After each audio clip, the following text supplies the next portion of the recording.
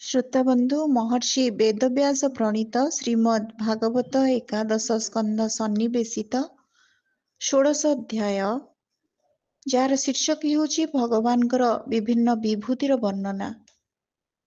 यार प्रकाशक हेउछन्ति स्वामी नारायण अर्पणानंद सरस्वती। आज आमे शुणुछे भगवानकर विभिन्न विभूतिर वर्णना। विभूति कहिले आशीर्वाद। उद्धव कहिले भगवान आपण हेउछन्ति स्वयं परम ब्रह्म, आपणकर आदि नाही कि अंत नाही। आपण हेउछन्ति आवरण रहित ओ अद्वितीय तत्व। आपण ही समस्त प्राणी ओ पदार्थ मानकर उत्पत्ति, स्थिति, पालन ओ प्रलयर कारण। आपण उच्च नीच निर्विशेष सकल प्राणी भितर अवस्थित, किंतु जो माने निजर मन ओ इंद्रिय मानकु बस करि नथांती सेमाने आपणकु जानि पारंती नाही। जो माने आपणक विषय जानती से माने ही आपणकु यथार्थ रूपे उपासना करती।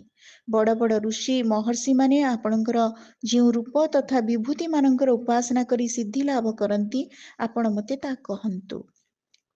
श्रोता बंधु, ईश्वरंकर अनेक रूप आमे आम इष्ट को आमे जो ईश्वर को भल पाए जहां प्रति आमर जो रूपटी को देखिले आमे बहुत श्रद्धाशील हो जाए, विभोर हो जाए। ताही होची तांकर विविध रूप एवं से रूप अनुसार से विभिन्न विभूति अर्थात आशीर्वाद प्रदान करती। जेमती आपण जानिचंती सृष्टि और संहार ईश्वर होचंती महा शिव, देवाधिदेव महादेव। ठीक सेमती विष्णु को आमर इच्छा पूर्ति पाइका आमे प्रार्थना करू, तांको इच्छा कल्पतरु मध्य आमे कहू। तेणु दुर्गा मध्य तांकर रूप को पूजा कले लोक बा भक्तटीए शक्ति प्राप्त हुए। एई दृष्टि तांकर विभूति गुड़िक आज आमे तांकर रूप अनुजाई विभूति गुड़िक संपर्क रे आलोचना करिबा, जहाँकि गूढ़ रहस्य बोली आमे जाने। हे सकल प्राणींकर जीवनदाता प्रभु, आपण हेउचंती सकल प्राणींकर अंतरात्मा। आपण सेमानक भितरे निजको गुप्त रखी लीला करती। आपण समस्तंकु देखंती, किंतु जगतर प्राणी माने आपणक लीला रे एपरि मोहित होई रहंती जे से माने आपणको देखि पारंती नाही। हे अचिंत्य ऐश्वर्य संपन्न प्रभु, स्वर्ग मर्त्य पाताल तथा दिग विदिगरे आपणक प्रभाव रे संपन्न हुई जो सबु विभूति रही कृपा करी से सबुर वर्णना करी सुनांतु। तीर्थ मानंकु भी तीर्थ रे परिणत करी देउथुबा आपणक चरण कमल द्वय को मु वंदना करुची। भगवान श्रीकृष्ण कहले, हे प्रिय उद्धव, तुमे हेउच प्रश्नर मर्म बुझी पारुथुबा व्यक्ति मानक मध्यरे श्रेष्ठ। कुरुक्षेत्र रे कौरव और पांडवंक मध्यरे युद्ध आरंभ होउथिबा बेले शत्रु मानक संगे युद्ध करबाकू प्रस्तुत होई आसीथिबा अर्जुन मध्य मते एई प्रश्नटी पचारिथिले। अर्जुनक मनरे गोटे धारणा उत्पन्न होई जाइथिला जे राज्य प्राप्ति निमंते निज कुटुंब लोकंकु मारिदेबा हेउछि एक अत्यंत निंदनीय और अधर्म कर्म। साधारण लोकंक परि से भाबुथिले मु हेउछि मारिबा लोक ओ अन्य माने हेउछन्ति मरिबा लोक। एपरि भाबी से युद्धरु क्षांत होइगले। ताहा देखि सेही रणभूमि रे ही मु बहु प्रकार युक्ति संगत कथा कही वीरवर अर्जुन को बुझाइथिली। वर्तमान तुमे जहा पचारुच सेतबेले अर्जुन मध्य ताहा पचारिथिले। हे उद्धव, मु हेउछि सकल प्राणींकर आत्मा, हितैषी, सुहृद ओ ईश्वर अर्थात नियामक। मु एही समस्त प्राणी ओ पदार्थ रूपरे रहिछि एवं एमानंकर उत्पत्ति स्थिति एवं प्रलयर कारण मध्य मु हेउछि गतिशील पदार्थ मानंकर गति, गणनाकारी मानक मध्यरे काल एवं गुण मानंकर साम्यावस्था प्रकृति मध्य मु। गुणवान मानंकर नैसर्गिक गुण मध्य मु हेउछि गुण मानंकर क्षोभर उत्पन्न होइथिबा क्रियाशक्ति प्रधान सूत्रात्मा। महान वस्तु मानक मध्यरे मु हेउछि ज्ञान शक्ति प्रधान महतत्व। सूक्ष्म वस्तु मानक मध्यरे मु हेउछि जीव। बड़ कष्टरे वशीभूत हेउथिबा वस्तु मानक मध्यरे मु हेउछि मन। मु हेउछि वेद मानकर अभिव्यक्ति स्थान हिरण्यगर्भ। मु हेउछि मंत्र मानक मध्यरे अ उ म एही त्रिमात्रा युक्त प्रणव ओम। अक्षर मानक मध्यरे मु हेउछि सर्वप्रथम अक्षर अकार एवं छंद मानक मध्यरे मु हेउछि त्रिपद गायत्री। मु हेउछि देवता मानक मध्यरे इंद्र, अष्टवसुंक मध्यरे अग्नि, ଦ୍ୱାଦଶ ଆଦିତ୍ୟଙ୍କ ମଧ୍ୟରେ ବିଷ୍ଣୁ ଏବଂ ଏକାଦଶ ରୁଦ୍ରଙ୍କ ମଧ୍ୟରେ ଶିବ। ମୁଁ ହେଉଛି ମହର୍ଷି ମାନଙ୍କ ମଧ୍ୟରେ ଭୃଗୁ, ରାଜର୍ଷି ମାନଙ୍କ ମଧ୍ୟରେ ମନୁ, ଦେବର୍ଷି ମାନଙ୍କ ମଧ୍ୟରେ ନାରଦ ଏବଂ ଗୋମାତା ମାନଙ୍କ ମଧ୍ୟରେ କାମଧେନୁ। ମୁଁ ହେଉଛି ସିଦ୍ଧେଶ୍ୱର ମାନଙ୍କ ମଧ୍ୟରେ କପିଳ, ପକ୍ଷୀ ମାନଙ୍କ ମଧ୍ୟରେ ଗରୁଡ଼, ପ୍ରଜାପତି ମାନଙ୍କ ମଧ୍ୟରେ ଦକ୍ଷ ଏବଂ ପିତୃଗଣଙ୍କ ମଧ୍ୟରେ ଅର୍ଜ୍ୟମା। ହେ ପ୍ରିୟ ଉଦ୍ଧବ, ମୁଁ ହେଉଛି ଦୈତ୍ୟମାନଙ୍କ ମଧ୍ୟରେ ଦୈତ୍ୟରାଜ ପ୍ରହ୍ଲାଦ, ନକ୍ଷତ୍ର ମାନଙ୍କର ଅଧିପତି ତଥା ବନସ୍ପତି ମାନଙ୍କୁ ପୁଷ୍ଟ କରୁଥିବା ଚନ୍ଦ୍ରମା ଏବଂ ଯକ୍ଷ ରାକ୍ଷସ ମାନଙ୍କ ମଧ୍ୟରେ ଧନପତି କୁବେର। ମୁଁ ହେଉଛି ଗଜେନ୍ଦ୍ର ମାନଙ୍କ ମଧ୍ୟରେ ଐରାବତ ଏବଂ ଜଳଚର ମାନଙ୍କର ପ୍ରଭୁ ବରୁଣ। ଉତ୍ତପ୍ତ ବସ୍ତୁ ଓ ଆଲୋକ ପ୍ରଦାନ କରୁଥିବା ବସ୍ତୁମାନଙ୍କ ମଧ୍ୟରେ ମୁଁ ହେଉଛି ସୂର୍ଯ୍ୟ ତଥା ମୁଁ ହିଁ ମନୁଷ୍ୟମାନଙ୍କ ମଧ୍ୟରେ ରାଜା।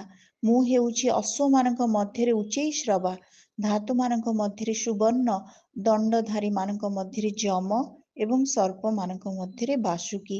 ହେ ନିଷ୍ପାପ ଉଦ୍ଧବ, ମୁଁ ହେଉଛି ନାଗରାଜ ମାନଙ୍କ ମଧ୍ୟରେ ଶେଷ ନାଗ।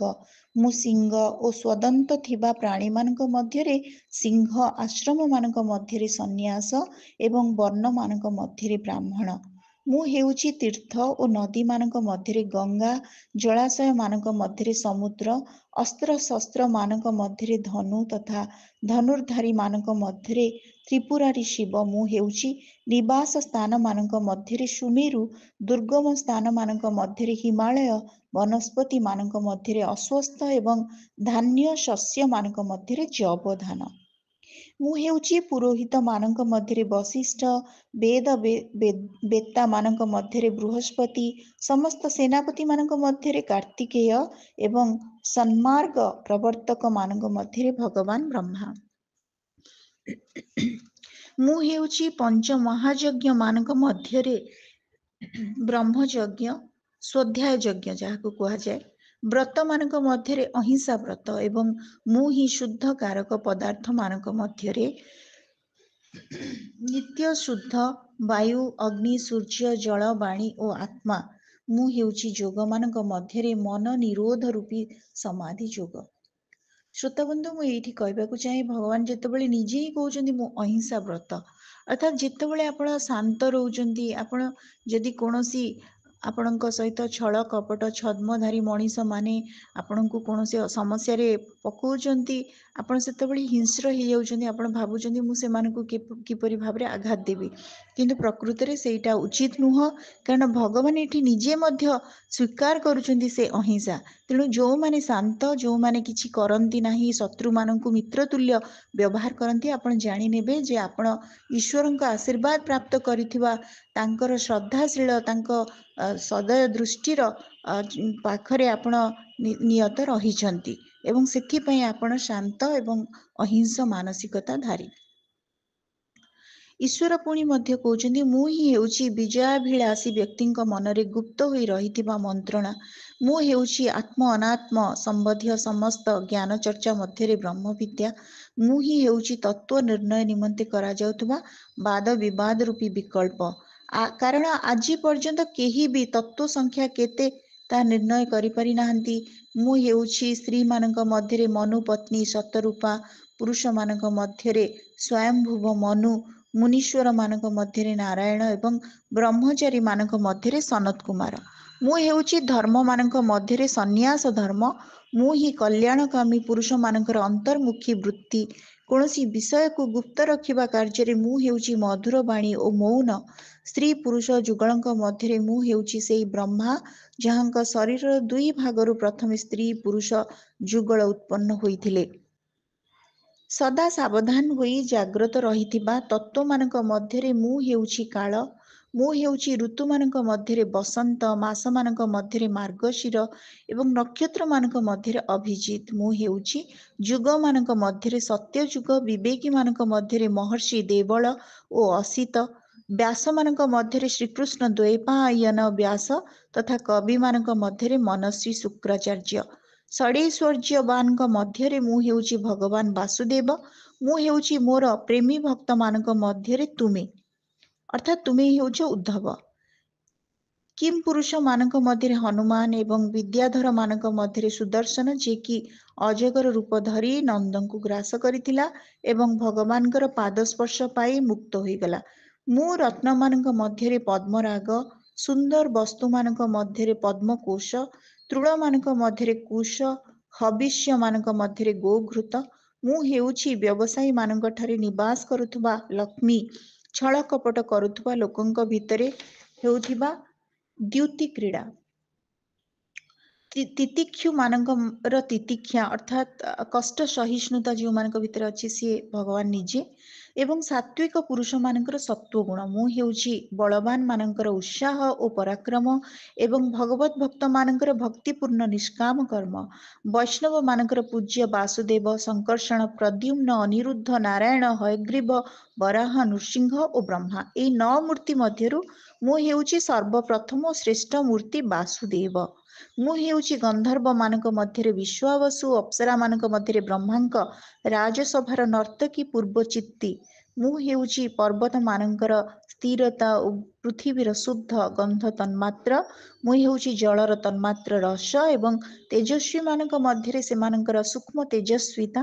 ମୁଁ ଅଗ୍ନି, ସୂର୍ଯ୍ୟ, ଚନ୍ଦ୍ର ଓ ନକ୍ଷତ୍ର ମାନଙ୍କର ପ୍ରଭା ଏବଂ ଆକାଶର ଏକମାତ୍ର ଗୁଣ ଶବ୍ଦ। ହେ ଉଦ୍ଧବ, ମୁଁ ହେଉଛି ବ୍ରାହ୍ମଣ ଭକ୍ତ ମାନଙ୍କ ମଧ୍ୟରେ ବଳି, ବୀର ମାନଙ୍କ ମଧ୍ୟରେ ଅର୍ଜୁନ ଏବଂ ପ୍ରାଣୀ ମାନଙ୍କର ଉତ୍ପତ୍ତି, ସ୍ଥିତି ତଥା ପ୍ରଳୟ। ମୁଁ ହିଁ ପାଦର ଚଳନ ଶକ୍ତି, ବାଣୀର ବାଚନ ଶକ୍ତି, ପାୟୁର ମଳତ୍ୟାଗ ଶକ୍ତି, ହସ୍ତର ଧାରଣ ଶକ୍ତି ଏବଂ ଜନନେନ୍ଦ୍ରିୟର ଆନନ୍ଦ ଉପଭୋଗ ଶକ୍ତି, ଚର୍ମର ସ୍ପର୍ଶନ ଶକ୍ତି, ନେତ୍ରର ଦର୍ଶନ ଶକ୍ତି, ଜିହ୍ବାର ସ୍ୱାଦ ଗ୍ରହଣ ଶକ୍ତି, କର୍ଣ୍ଣର ଶ୍ରବଣ ଶକ୍ତି ଓ ନାସିକାର ଆଘ୍ରାଣ ଶକ୍ତି ମଧ୍ୟ ମୁଁ।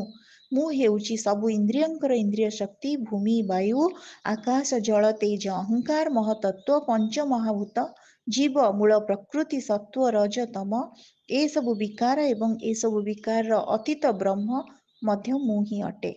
ଶ୍ରୋତାବନ୍ଧୁ, ଆମେ ଜାଣୁଛେ ସୌନ୍ଦର୍ଯ୍ୟ ଯୋଉ ଯୁବ ସୁଲଭ ମାନସିକତା, ଶରୀର ରୂପ ଧରୁଥିବା ଏବଂ ଅତି ବୟସ୍କ ହୋଇଥିଲେ ସୁଦ୍ଧା ଦୀର୍ଘ ବର୍ଷ ଧରି ବଞ୍ଚି ରହିବାର ଯୋଉ ଆଶୀର୍ବାଦ, ସେ ହିଁ ଈଶ୍ୱର।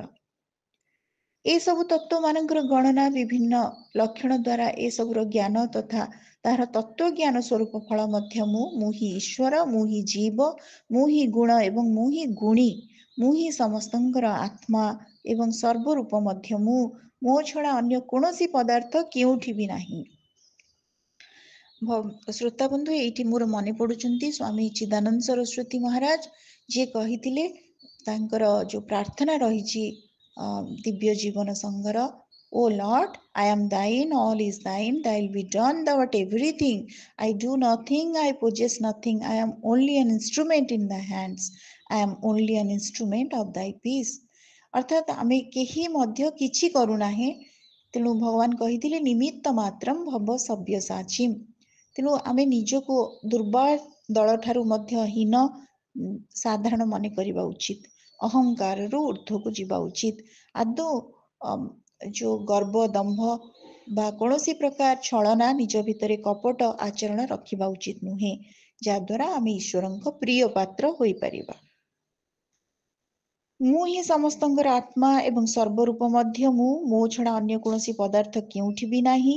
ମୁଁ ଯଦି ଗଣିବାକୁ ବସିବି ତେବେ କୌଣସି ପ୍ରକାର ପରମାଣୁ ଗୁଡ଼ିକର ସଂଖ୍ୟା ଗଣି ଦେଇପାରେ, କିନ୍ତୁ ମୋ ବିଭୂତି ମାନଙ୍କର ସଂଖ୍ୟା ଗଣି ପାରିବି ନାହିଁ, କାରଣ ଯେଉଁଠି ମୋ ଦ୍ୱାରା ରଚିତ ବ୍ରହ୍ମାଣ୍ଡ ମାନଙ୍କର ସଂଖ୍ୟା ଗଣି ହେବ ନାହିଁ, କାରଣ ଆମେ ମାଳ ମାଳ ବ୍ରହ୍ମାଣ୍ଡ ଭିତରେ ରହିଛେ। ସେହିପରି ସ୍ଥଳରେ ମୋର ବିଭୂତି ମାନଙ୍କର ସଂଖ୍ୟା ବା କିପରି ଗଣା ଯାଇପାରିବ?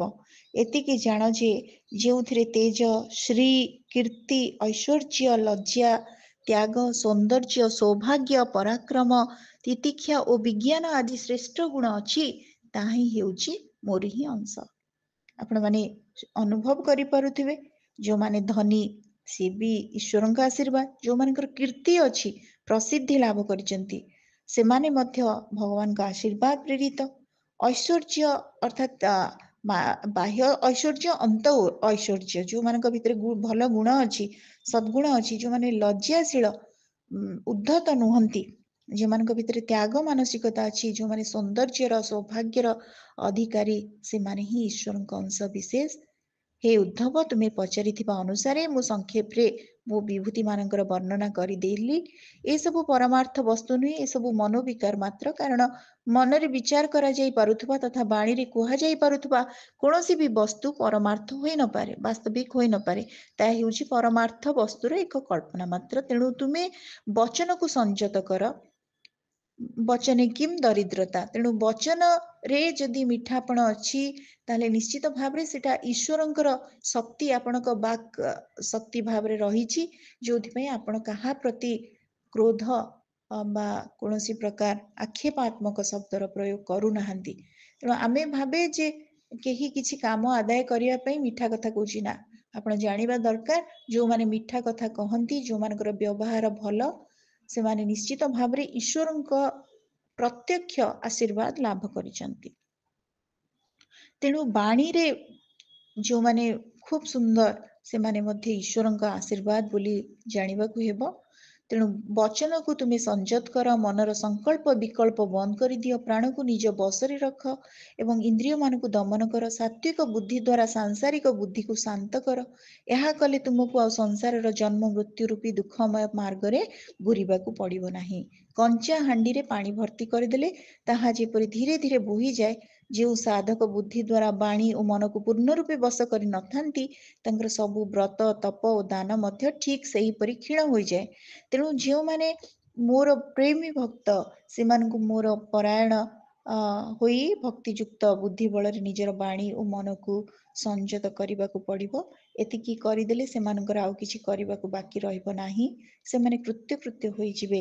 इति श्रीमद् भागवते महापुराणे पारमहंस्यां संहितायां एकादश स्कंदे षोडश अध्याय समाप्त। श्रोता बंधु आजिर ये ऑडियोटी आपण मानकु केमती लागिला, आपण मानकर मतामत अपेक्षा रे रहुछि। धन्यवाद।